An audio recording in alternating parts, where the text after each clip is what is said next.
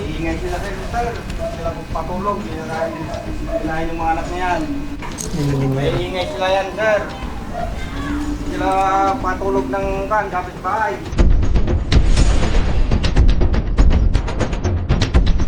Anong pagkain nyo kahapon? Anong inulam mo kahapon? Kasi noodles, sir, wala kami ng mga ulam.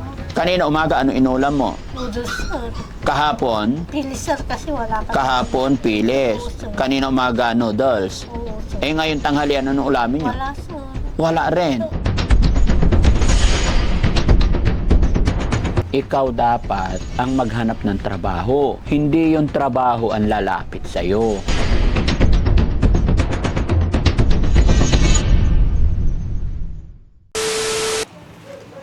Baha dito mga kababayan. Bantayan mo yung mga kapatid mo, ha?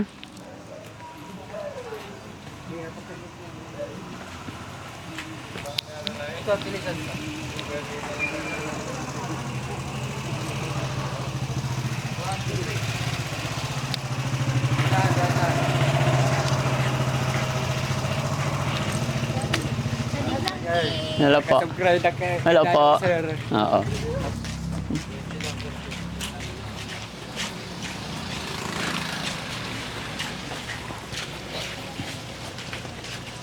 Pero nag-almusal na kayo, tay? Ha? Natapos na. Si Ate Lisa, nakakain na. Ha?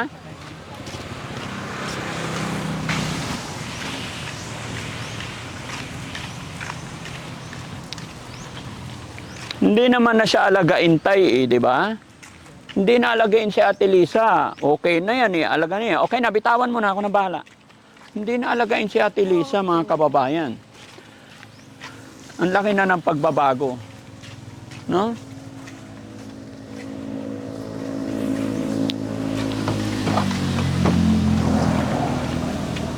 Oh, doon kayong dalawa. Umihi ka na, Ate Lisa? Oo. Sabihin mo, ha? Doon sa dulo, Ate Lisa. Yan, tabi kayo dyan.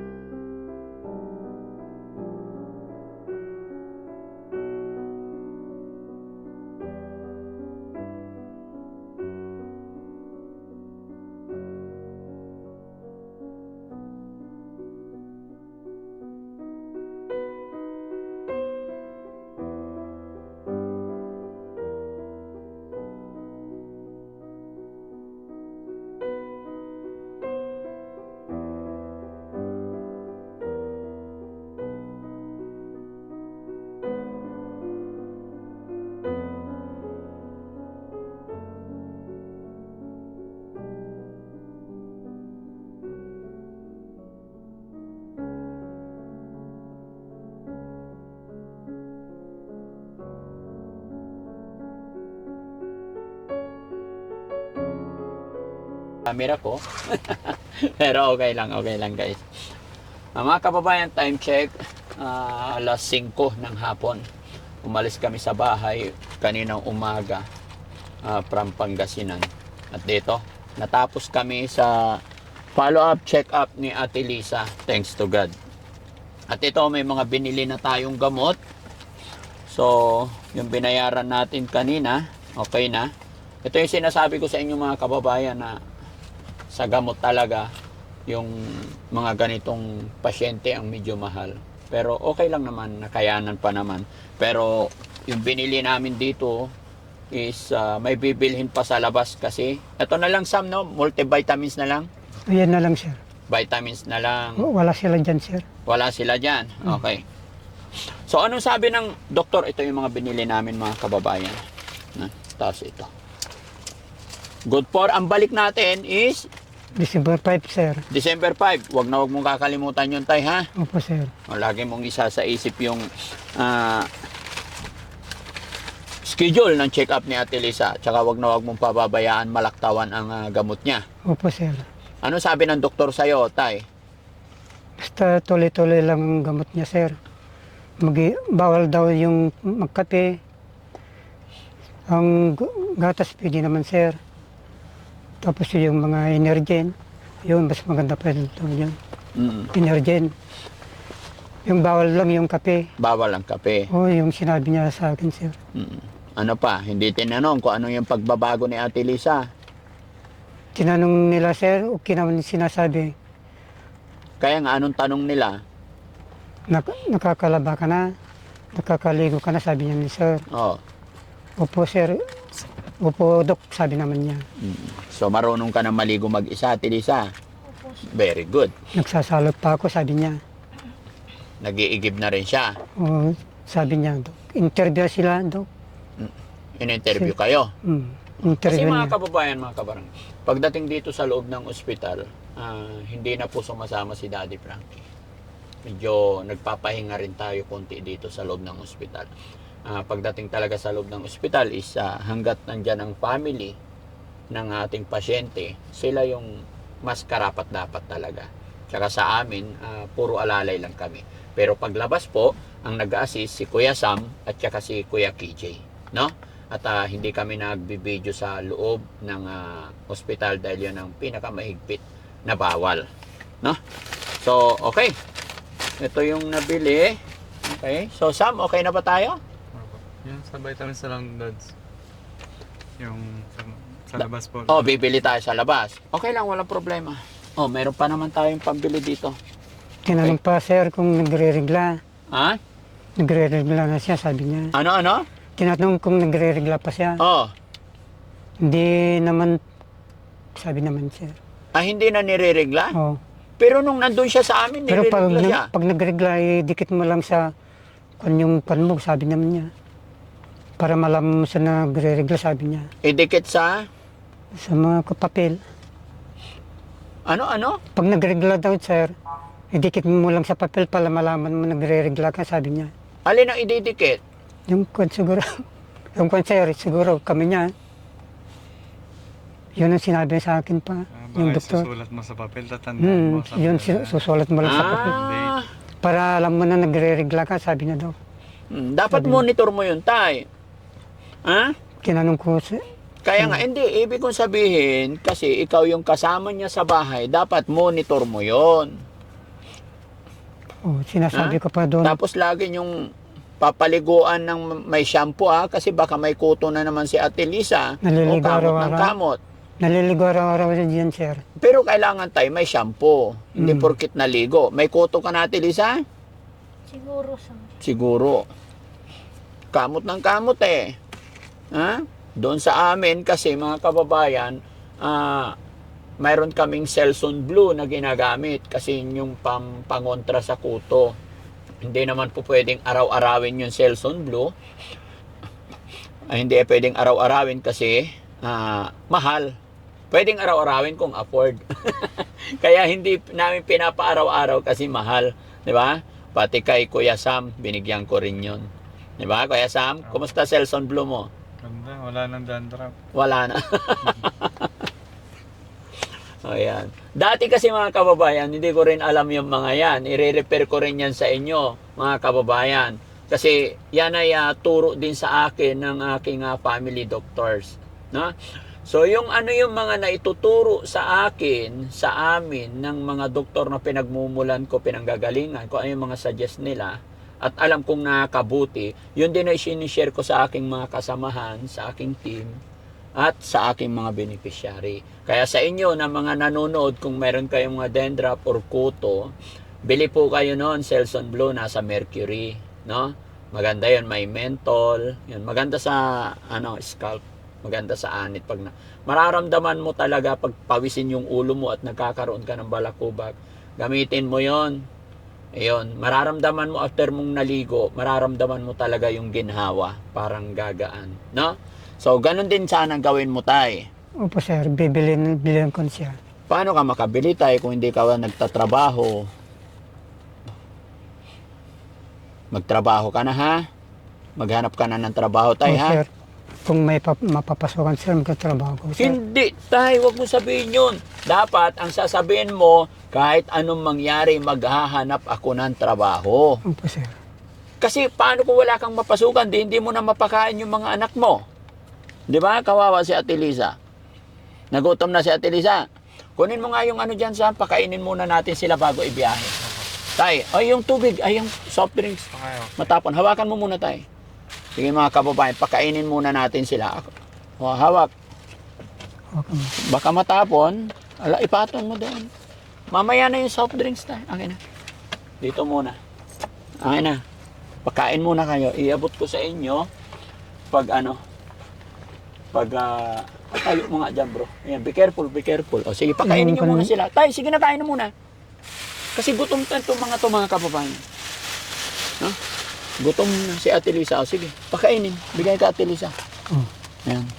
Habang naghihintay kasi kami mga kababayan, kumain na rin kami. Okay ka na. Ingat. Ibuhos mo na lang sa kanin yung ano. Yan. Si Tatay Benny naman nakarami anak na Hindi pa halos marunong mag-alaga ng pamilya, asawa. Ha? Maging attentive ka, tay, ha? Yan, magkutsara kayo. Ha? Anong oras daw inom ng gamot niya? Pag alas 8 sir. Alas 8 ng gabi? Basta gabi lang sir. Hmm. Pag ginom. Tulad niyo yung dati sir. Naparehas lang. O sir. Okay, very Kutsara ka good. na. Oo, ganun lang yan. Hindi ka Kasi, magkukutsara. ano yan? Mga ganitong pasyente, mga kababayan. Maintenance na yan. Tsaka hindi naman po kagaya ng ibang may sakit na napakaraming gamot. Hindi. Sa umpisa lang, mahal talaga. Hanggang patagal ng patagal, nagkakaroon na ng yung iisa na lang, bumababa rin. Parang control na lang para hindi magka-problema. Kanya nga lang, syempre, pag mahal natin ang pamilya natin, tuloy-tuloy na lang, tinahalagaan natin sa pagkain, di ba? Okay. Asan ang chicken niya? Okay? O, sige tayo. Sige ka tayo. Meron naman siya, kain na. Ingat lang, ha? Okay tayo sir. Sir, kain tayo. Sige lang. Kain lang kayo. Pinapakain ko lang muna sila. And then, kasi paglabas namin dyan, may dadaanan kami sigsag. Kung pakainin ko sila sa biyahe, may hirap. Tulungan nyo ako, bigyan nyo ako ng idea, mga kababayan. Pagpasensyaan nyo na rin po ako, lagi kong sinasabi kung anong magandang i-offer natin kay Tatay Benny para magkaroon ng trabaho. Kasi nga po, sinasabihan ko siya kasi mula noong na-rescue natin si Ate Lisa, ay hindi na nagkaroon ng trabaho. At nandoon naman yung anak niyang panganay. So, bigyan niyo po ako ng idea kung paano gagawin natin para hindi magbalik sa problema si Ate Lisa. Kasi kung ganyan ang ganyan, siyempre pag nagutuman, mas lalaki ang problema. Paano kung hindi na natin sila nabalikan? Paano kung wala ang Team Daddy Frankie? Naka-absent kami. Paano po yung pagkain at gamot ni Ate Lisa, di ba? Kaya pag-pray natin sana makayanan ni Tatay Benny. At sana lumaki yung mga anak niya ng maayos para sa ganun pagtanda nila may gagabay sa kanila. Kasi ang iniisip ko mga kababayan, paano na kung matanda na si Ate Lisa, matanda na si Tatay Benny, at kung hindi maturuan ng maayos yung kanyang mga anak, magiging ganun lang yung cycle ng pamumuhay. Hopefully naman po mga kababayan, ipag-pray natin na yun, iniisip ko po kung anong gagawin natin din sa mga anak, paano natin sila i-guide. Pero gaya na aking sinabi mga kababayan, syempre, sa dami rin ang ating pinutulungan. Kaya pinipwersa ko talaga si tatay na maghanap ng trabaho, no? Para hindi sila kawawa. Kaya muli po, pagpaumanhin nyo po kung medyo napagsasabihan natin si tatay. Pero alam ko, maintindihan tayo ni tatay. Dahil wala tayong ibang hangad, kundi ay mapabuti ang kanyang pamilya. Kaya ko po ito nasasabi mga kababayan, mga ganito kay tatay. Dahil nakikita ko po mula simula hanggang ngayon, yung routine ng buhay nila kahit wala ako sa bahay nila everyday. Diba? Nakikita ko po. Kaya, sige, ayan. Kaya Rizky, daan tayo sa Mercury. Ito, may mga resita pang bibilhin. At may pera pa naman tayo. At salamat sa mga nagpapadala through GCash mga kababayan. Marami akong nakikita na nagpapadala, nagsisend through GCash. May mga 120, 50. Ay napakalaking bagay po yan. Yun po yung last na panawagan ko mga kababayan na para sa expenses naman ni Kuya Oliver. Kasi bukas naman po, pag uwi namin ngayon, bukas naman si Kuya Oliver naman ang ibabiyahe namin sa bahay pagamutan. At gabayan sana ng Panginoon na makauwi kami ng maayos. I-bless ni Lord ang ating driver para maging maayos ang pag-uwi namin sa bahay. Kuya Rizky, no? Be careful ka lagi kasi marami pa tayong dadalhin. No? Mga kababayan, abangan nyo rin po bukas yung pagdadala namin kay Kuya Oliver sa pagamutan. No? So, let's go. Okay? Kain lang kayo dyan. Kain lang, ha? Sige, ubusin mo yung ulam mo. Ha? Oo. Nabitin yung kanin. Ha? Hayaan mo, pagka stop ulit tayo para kakain, ha? Kumain ka lang.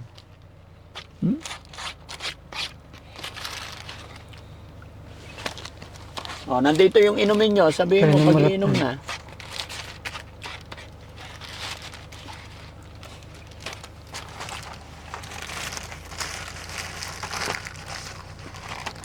Karga mo sa plastic yung basura nila sa. Bigay mo sa kanila yung tissue. Yan, may tissue dyan tayo na pamuna. Kamay si Ate Lisa eh. Oh, dito ang tissue tayo ha, kukuha ka. Ay meron naman. Meron dito, Mamaya sir. pagkatapos niyang kumain. Meron na dito Oh, siya. ito yung drinks tayo. Inom ka. Oh. Be Thank you, careful. sir. Thank you. Kasi pag natakbo na yung sasakyan, hindi na kayo makakain kasi ganyan-ganyan. Tapos yung driver pa naman natin, si Kuya Rizky, medyo makulit mag-drive yan mga kababayan. Kuya Rizky, daan-daan lang ha? Ano pangalan ko? Diyan mo. Mga kababayan, nahawa na si Kuya Rizky. Alam nyo ba yung sagot ni Kuya Oliver lagi? Ilang taon ka na, Kuya Oliver?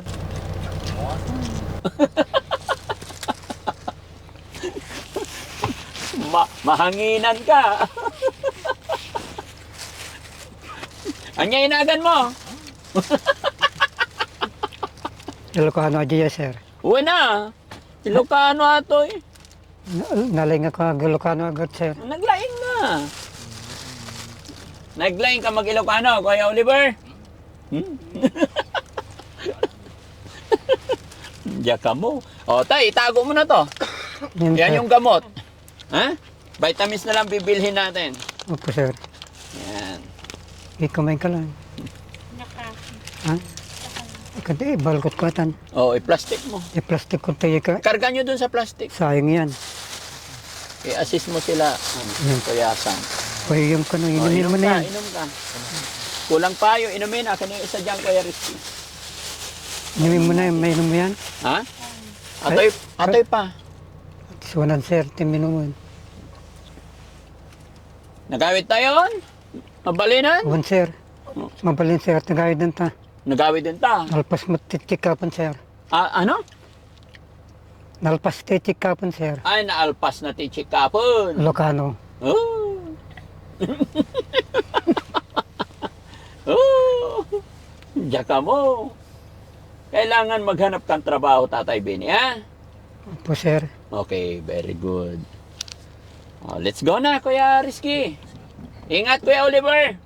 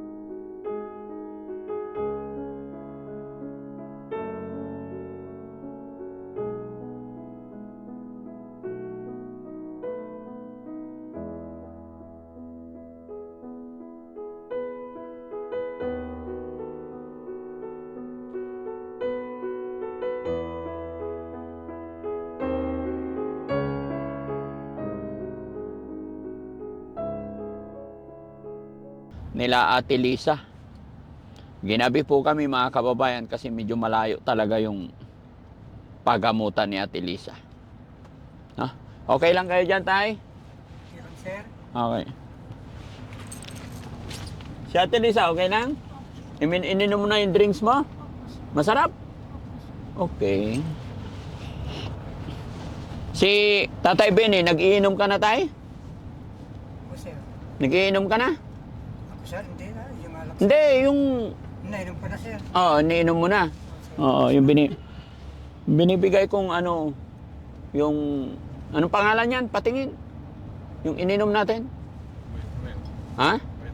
Vitamilk. Oo. Vitamin. Ayun, Vitamilk. So ito na lang muna ininom namin mga kababayan kasi nasa biyahe. Nagutom ang Team Daddy Frankie. Minamadali rin namin makauwi pa ng Pangasinan mga kababayan kasi bukas si Oliver naman ang ibabiyahe namin sa pagamutan. So pag uwi ng bahay, tulog. Siguro makauwi tayo ng bahay 8:30. Alas 9 tayo makaalis dito. Darating tayo ng bahay alas 12. Tapos alis tayo ulit ng alas 6. 4 hours na ng tulog natin. Kaya Oliver, kaya pa? Kaya pa?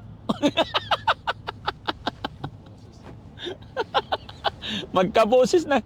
Buksan mo nga yung ilaw. Kuya Oliver, okay ka lang? Kaya pa? Kaya pa? Kaya. Oh, anya inagan ko.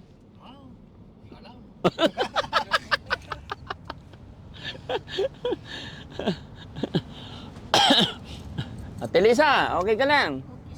Oo. Maganda na yung sagot ni Ate Lisa. Kayo mga kababayan, ano yung pinaka-signature na salita ni Ate Lisa noon? Nung umpisa? Diba? O sige, sige. Siguro. Naalala mo yan, Ate Lisa?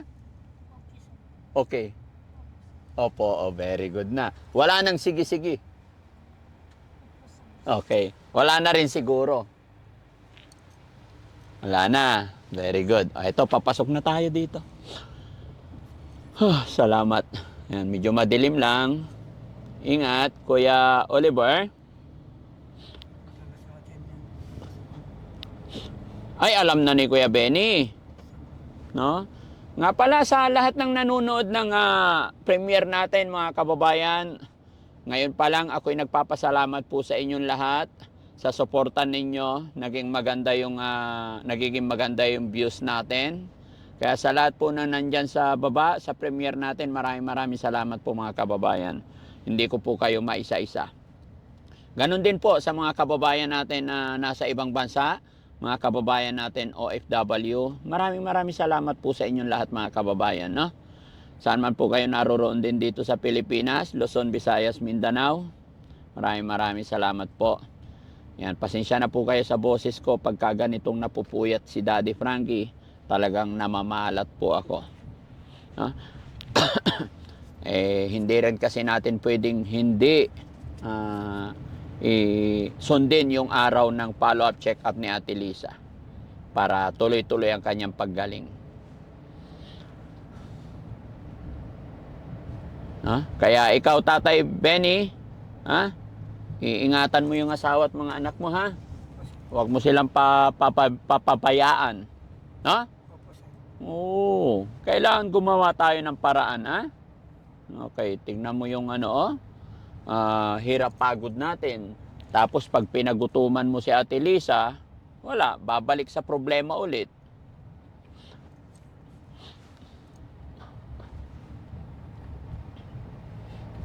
Kasi ngayon, medyo busy kami kay Oliver. May bago kaming pinapagamot ulit.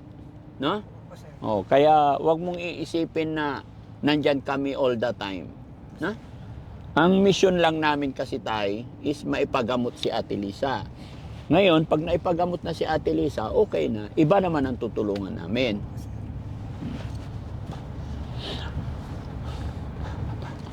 Tsaka pag pinabayaan mo tayo, sayang yung effort, pagod natin. Tignan mo, mamahal ng gamot, di ba?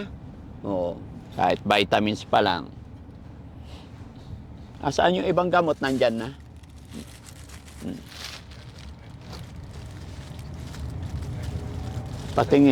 Patingin tayo mga gamot. Sama natin dito.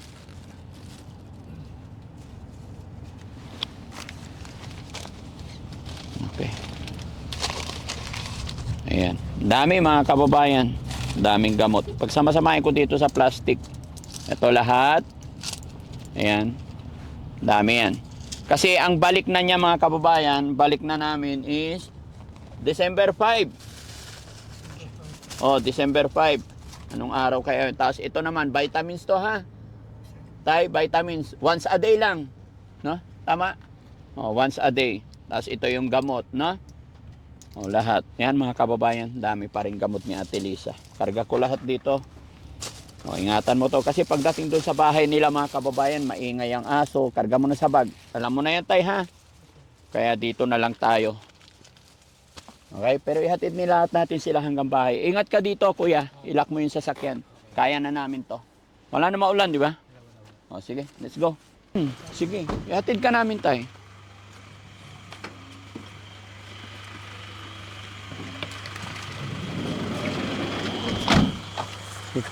Sige Tay, mauna kayo.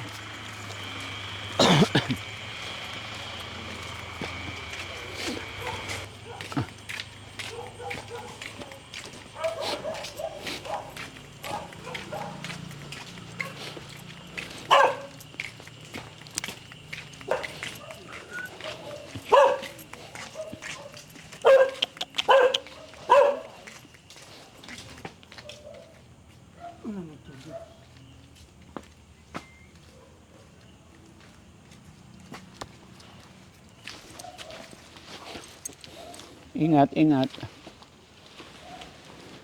Mabuti bumaba na yung tubig.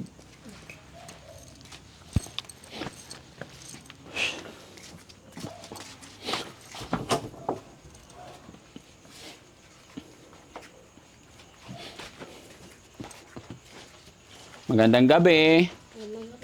Iyon. Pag may dumarating, mag-bless kayo kay nanay tatay. Pag dumarating sila ng gabi, magbi-bless kayo. Ha? Magandang gabi po, sir. Ayun, very good. O, kumusta kayo dito? Okay lang po. Kumain na kayo? Opo. Anong inulam nyo? Ha? Hindi, anong inulam nyo? Yung hotdog, ay yung ano, chichiron ni Mang Ha? Chichiron ni Mang Juan po, sir.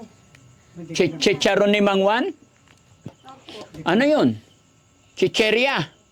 Chicheria si Dayaw? Oo.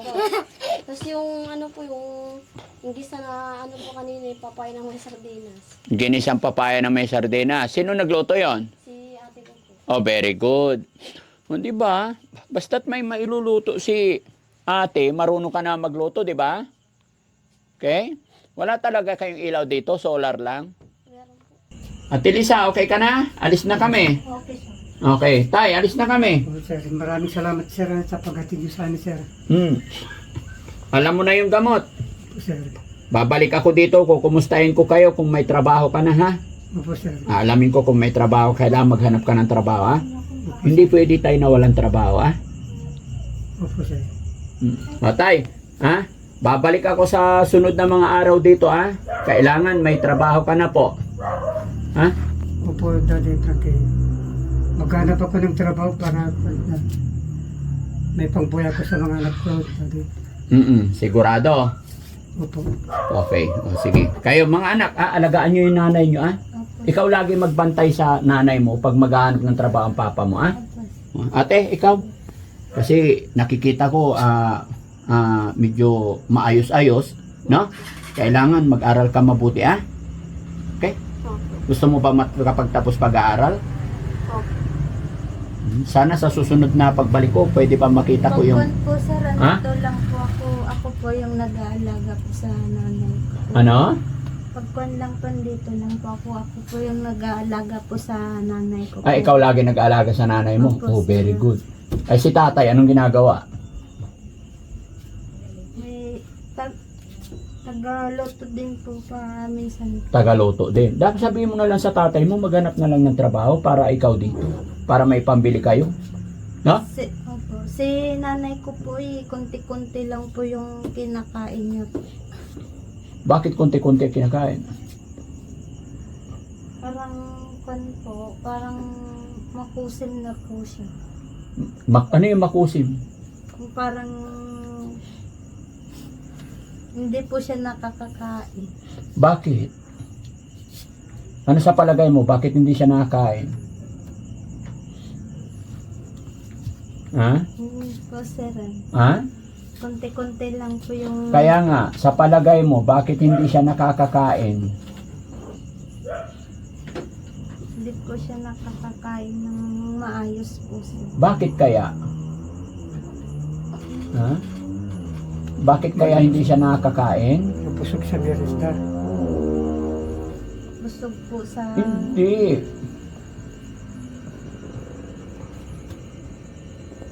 Pero ano ba sa tingin nyo guys?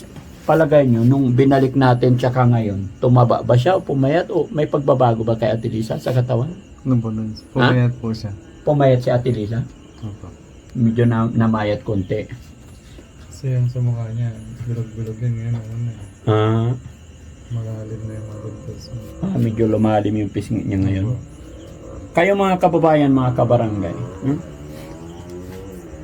Telisa, lapit ka dito, halika. Kasi hindi na kami papasok kasi hindi ako magtatanggal ng sapatos kasi marumi. At Elisa, bakit hindi ka raw nakakakain dito? Kasi wala akong ulam sa beans. Ayun naman pala eh. Kasi walang ulam. Oh. Ano ba gusto mong ulam parate? Yung sardinas na lang sir. Saka mo, nung nagluto kasi daan. Ha? Ubus na kanina. Nangarapin dito yun na siya. Awan. Di ba? Tay, kaya hindi siya nakakakain kasi awang kanuti si Dayo. Gumawa ka ng paraan, ah? Kawawa naman si Ate Lisa.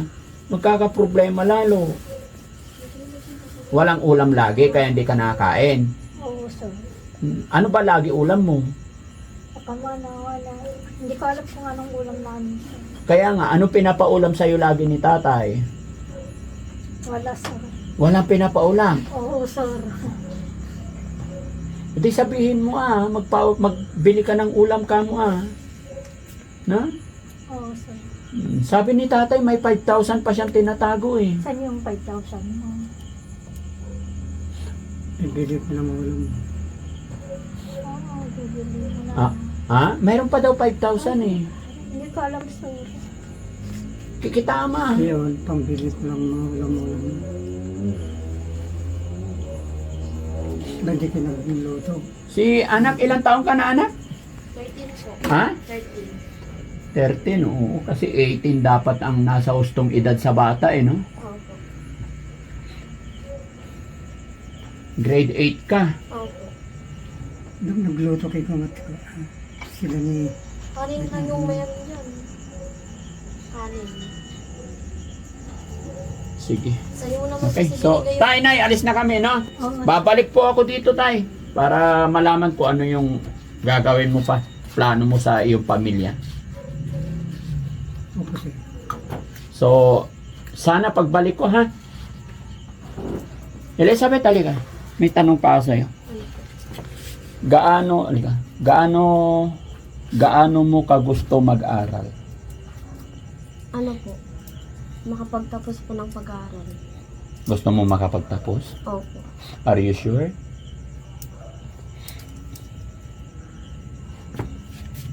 Kasi alam mo anak, gusto ko rin makapagtapos ka kasi alam ko isa ka sa mga katulong sa iyong pamilya, sa iyong mga kapatid, sa iyong nanay kung makapagtapos ka pag-aaral, ha?